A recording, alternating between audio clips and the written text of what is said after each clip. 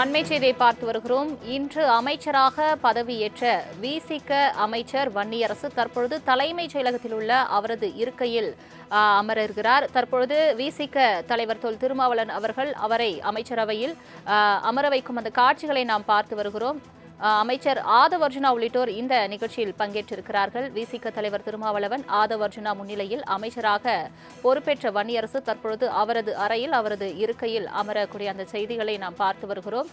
இன்று விசிக அமைச்சராக வன்னியரசு பொறுப்பேற்றுக் கொண்டார். சமூக நீதித்துறை அமைச்சராக இன்று பொறுப்பேற்றுக் கொண்ட வன்னியரசு தற்பொழுது அவரது அறையில் அவரது இருக்கையில் அமரக்கூடிய அந்த காட்சிகளை நாம் பார்த்து வருகிறோம்.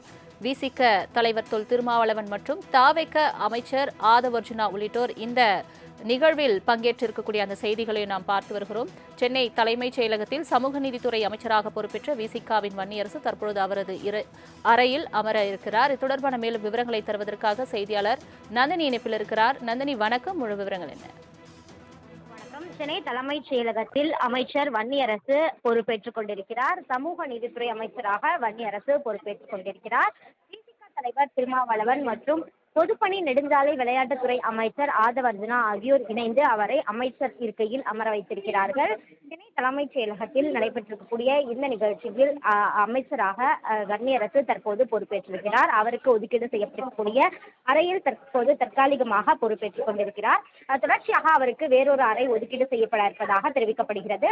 அதற்கு முன் அந்த பணிகளை அவர் இந்த அறையில் இருந்து மேற்கொள்வார் எனவும் குறிப்பிடப்பட்டிருக்கிறது.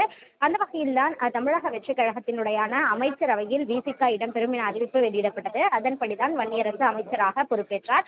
அவருக்கு இன்று ஆளுநர் விஸ்வநாத் அர்லேக்கர் பதவி பிரமாணம் மற்றும் ரகசிய காப்பு பிரமாணம் செய்து வைத்தார். அதனை தொடர்ச்சியாக தமிழ்நாடு முதலமைச்சரை சந்தித்து வாழ்த்து பெற்ற நிலையில் தற்போது அமைச்சர் அறையில் அமைச்சராக வன்னியரசு பொறுப்பேற்றுக் கொண்டிருக்கிறார். அவரை விசிக தலைவர் திருமாவளவன் மற்றும் அமைச்சர் ஆதவ் அர்ஜுனா இணைந்து அமைச்சர் இருக்கையில் அமர வைத்திருக்கிறார்கள்.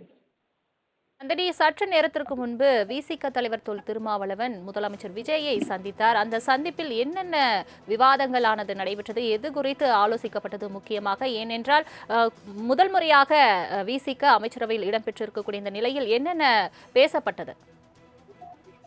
மரியாதை நிமித்தமான ஒரு சந்திப்பாகவே சென்னை தலைமைச் செயலகத்தில் முதலமைச்சருடன் விசிக தலைவர் திருமாவளவன் சந்திப்பு நடைபெற்றது. குறிப்பாக வன்னியரசு பொறுப்பேற்ற நிலையில் விசிக தலைவர் திருமாவளவன் மற்றும் வன்னியரசு ஆகியோர் இணைந்துதான் தலைமைச் செயலகத்திற்கு வருகை தந்தார்கள். இந்த நிலையில்தான் தமிழ்நாடு முதலமைச்சர் ஜோசப் விஜயை மரியாதை நிமித்தமாக சந்தித்து வாழ்த்துக்களை தெரிவித்துக் கொண்டார். அது மட்டுமல்லாமல் முதல் முறையாக விசிக அமைச்சரவையில் இடம்பெற்ற நிலையில் தன்னுடைய மகிழ்ச்சியையும் பகிர்ந்து கொண்டிருப்பதாக தகவல் என்பது தெரிவிக்கப்படுகிறது. அந்த வகையில்தான் தலைமைச் செயலகத்தில் நிர்வாக ரீதியாகவும் மரியாதை நிமித்தமான ஒரு சந்திப்பாகவுமே இந்த சந்திப்பு என்பது நடைபெற்றிருக்கிறது.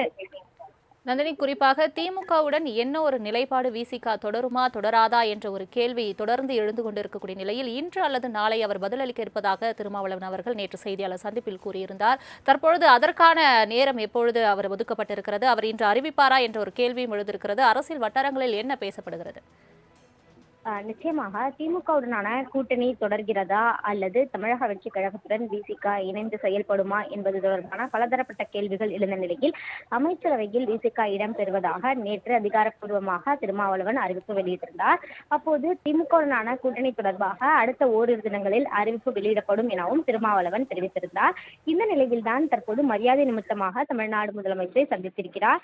இதன் தொடர்ச்சியாக உயர்நிலைக்குழு கூட்டம் நடைபெறும். அந்த உயர்நிலைக்குழு கூட்டத்தில் எடுக்கப்படக்கூடிய அந்த முடிவுகளின் அடிப்படையில் அதற்கான அதிகாரப்பூர்வ அறிவிப்பு என்பது திருமாவளவன் தரப்பில் வெளியாகும் எனவும் எதிர்பார்க்கப்படுகிறது. அந்த வகையில்தான் விசிகவினுடைய தலைமை அலுவலகம் அல்லது வேளச்சேரியில் இருக்கக்கூடிய விடுதலை சிறுத்தைகள் கட்சி தலைவர் திருமாவளவனுடைய அலுவலகத்திலிருந்து ஏதேனும் ஒரு செய்தியாளர் சந்திப்பு நடைபெற வாய்ப்பிருக்கிறது. அப்போதுதான் அதற்கான அதிகாரப்பூர்வ அறிவிப்பு என்பது வெளியிடப்படும். இன்று அல்லது நாளை திமுகவுடனான கூட்டணி தொடர்பாக விசிக தலைவர் திருமாவளவன் அதற்கான அதிகாரப்பூர்வ அறிவிப்பை வெளியிட இருக்கிறார்.